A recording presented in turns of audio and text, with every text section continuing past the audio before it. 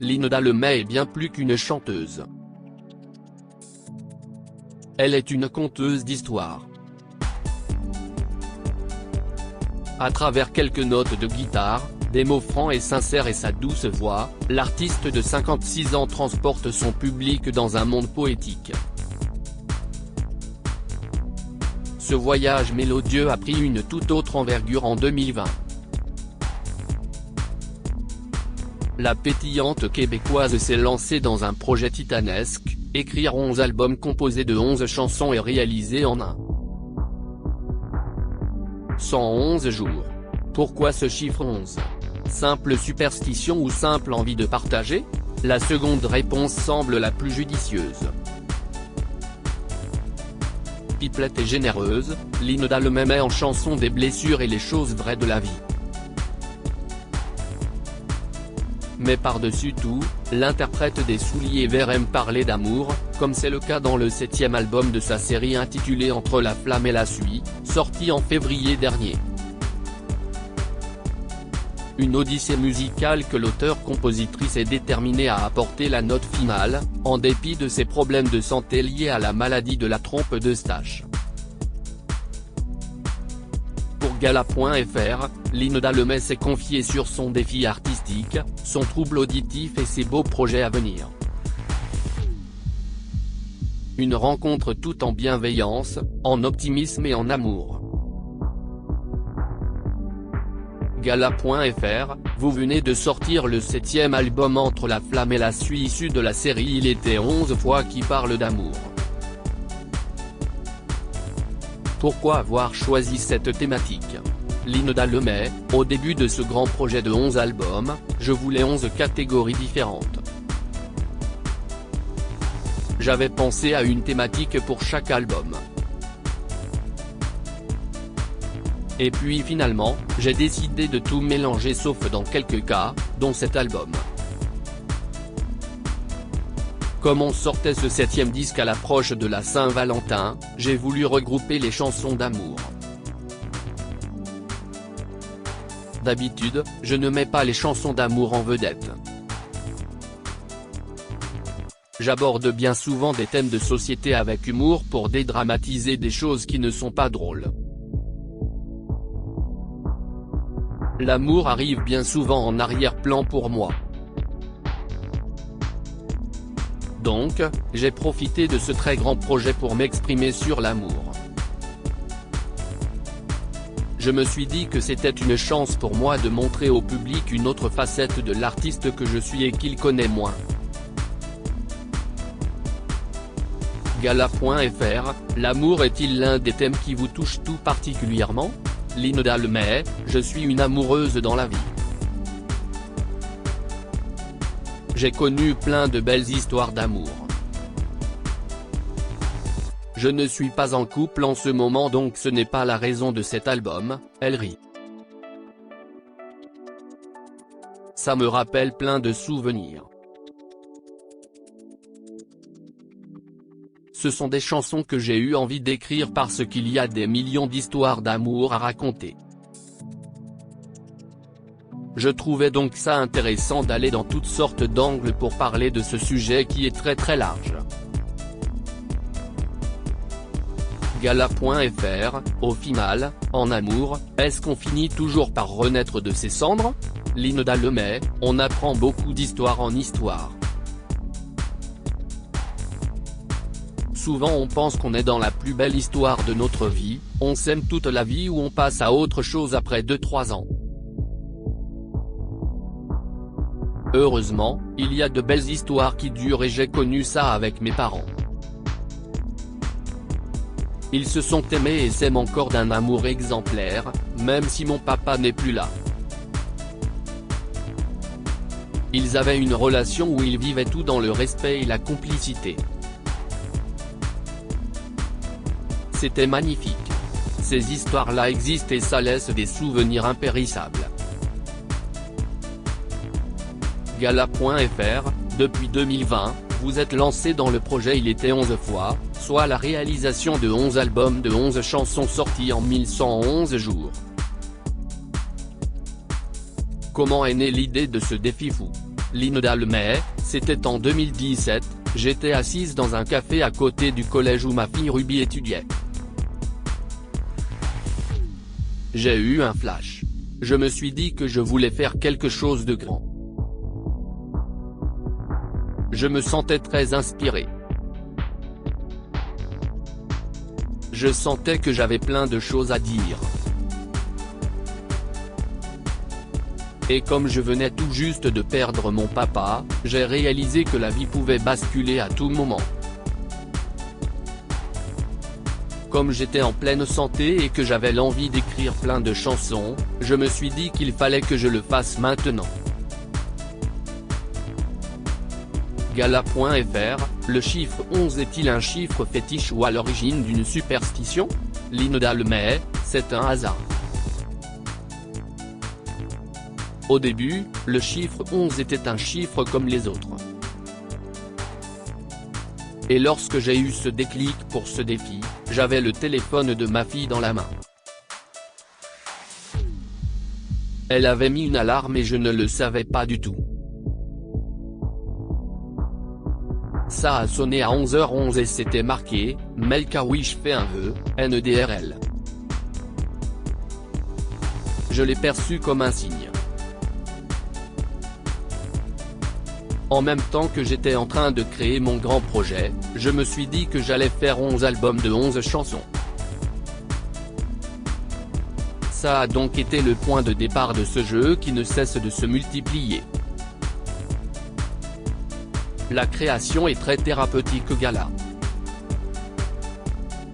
FR, en 2017, vous perdiez votre papa à l'âge de 87 ans. Il avait une place très importante dans votre cœur. Son décès a-t-il aussi été un déclic dans le lancement de ce projet? Lino Dalmet, oui, car on a écrit des chansons ensemble. Enfin, j'écrivais les chansons et papa me lançait des tas d'idées de rimes. C'était quelque temps avant son décès. C'était l'un des rares moments que je passais avec mon papa seul à seul. D'habitude, on se voyait avec toute la famille, avec ma maman et mes sœurs. Or là, dans les derniers instants de sa vie, on se relayait à son chevet. C'était presque intimidant d'être seul avec papa même si nous étions très proches. Et là, face à sa mort, c'était assez particulier. Je me suis dit qu'il fallait que j'écrive sur ce moment-là pour dédramatiser cette mort à laquelle je devais faire face. Je me suis donc lancé dans la création, et lui, il me lançait des rimes que j'allais replacer dans les chansons. D'ailleurs, j'ai encore des petits textes dans mes cahiers où on voit son écriture. Il s'amusait à signer.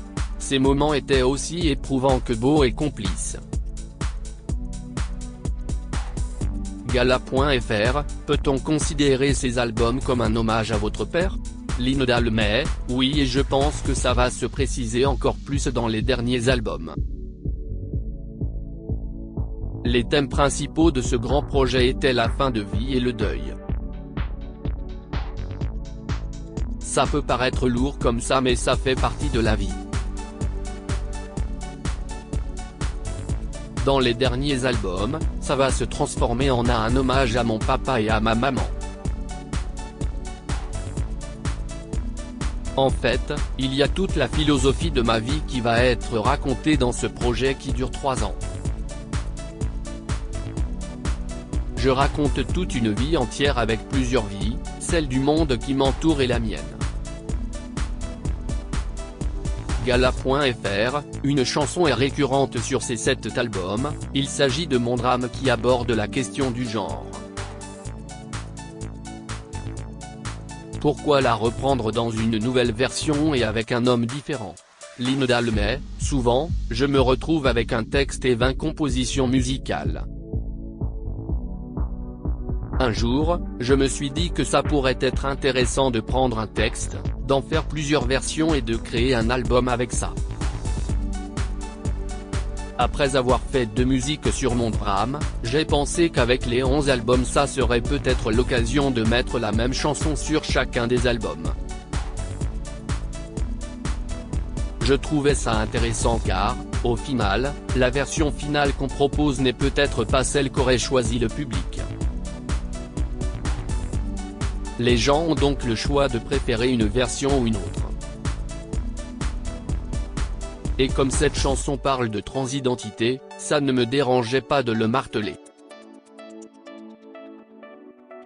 Je trouvais ça bien d'en parler à chacun des albums qui sortaient.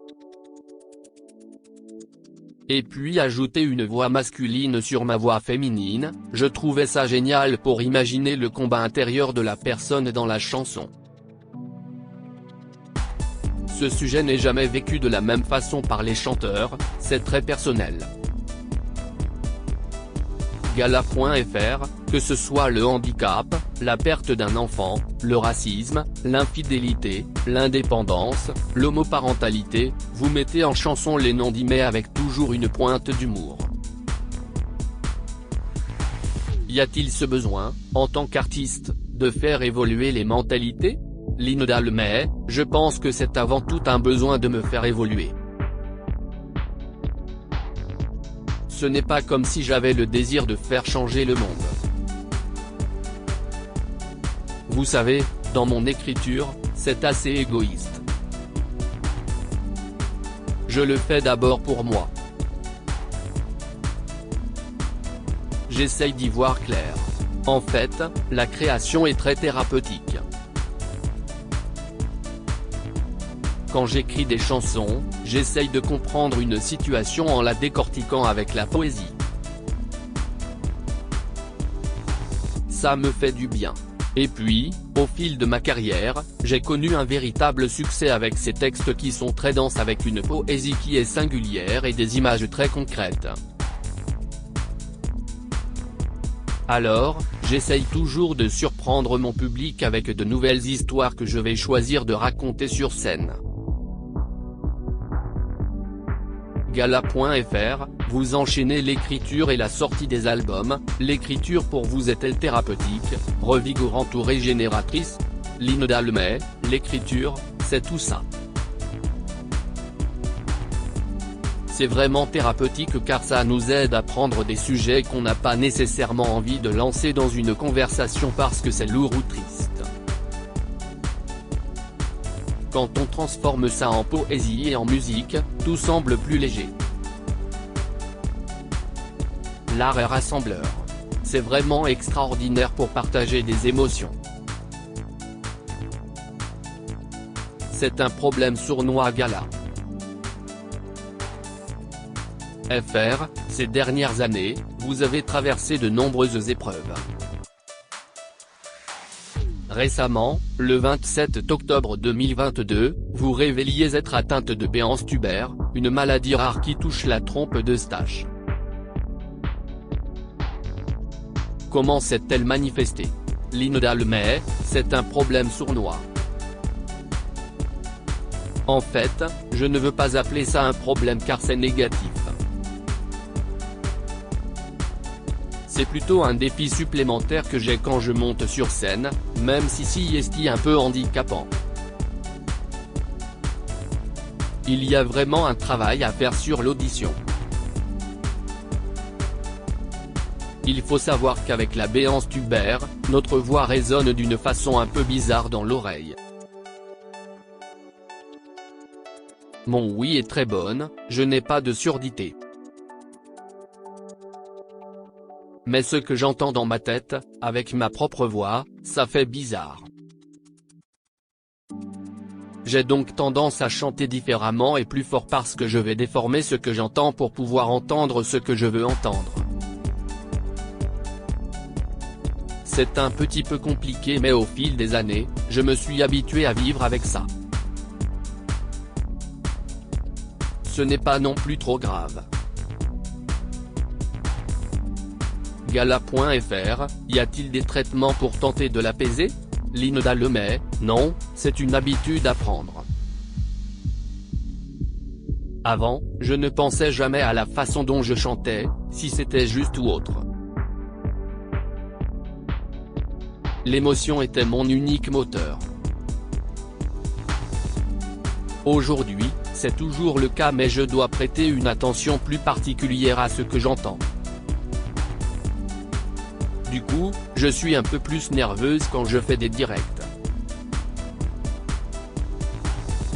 Je suis peut-être moins spontanée qu'avant. C'est un moindre mal car j'ai encore la chance de faire mon métier et des shows de 3 heures. Ça n'a rien changé à tout ça, je suis même encore plus folle qu'avant, elle rit. Gala.fr, vous avez un rêve. C'est de chanter avec vos deux filles Jessie et Ruby. Partage-t-elle cette passion pour la musique? Line Dalmet, les deux sont extrêmement passionnés par la musique. Elles sont hyper talentueuses, c'est impressionnant.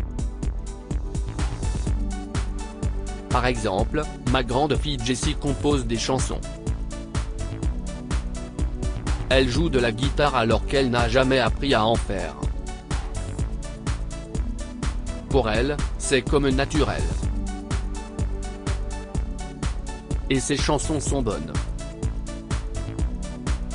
Elle écrit en anglais, ce n'est pas comme sa mère, elle rit.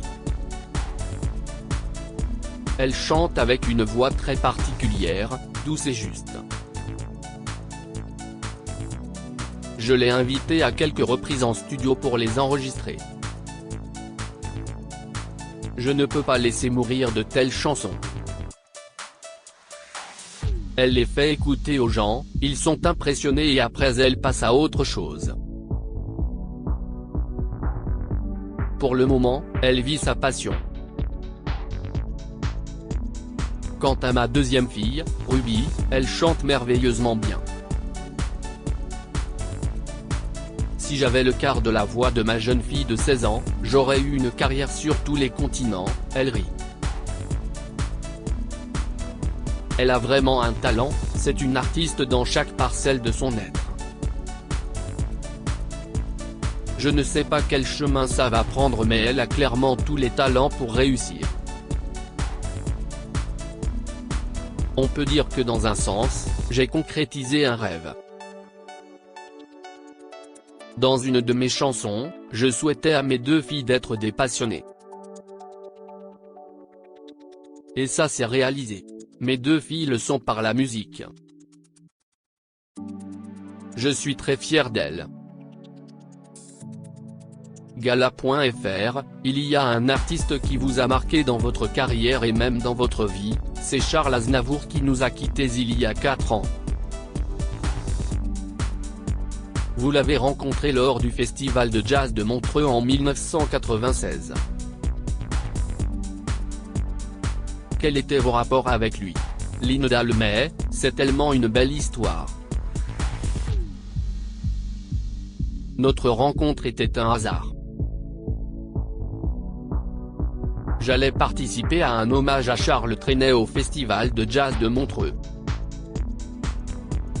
Je ne savais pas que Charles Aznavour allait être dans la salle. Je me suis retrouvé sur scène avec plein d'artistes. On était tous assis sur scène et on allait chacun faire notre bout du spectacle. Là, je vois Charles Aznavour à côté de Charles Trenet. Je me souviens, j'étais assise à côté de Florent Pagny. Pendant le spectacle, je suis arrivé avec ma guitare et j'ai interprété La Visite. Puis, à l'entracte du spectacle, je suis allé dans l'éloge des deux Charles. J'ai reçu leurs félicitations. Charles Aznavour a été charmé au point de s'impliquer dans ma carrière.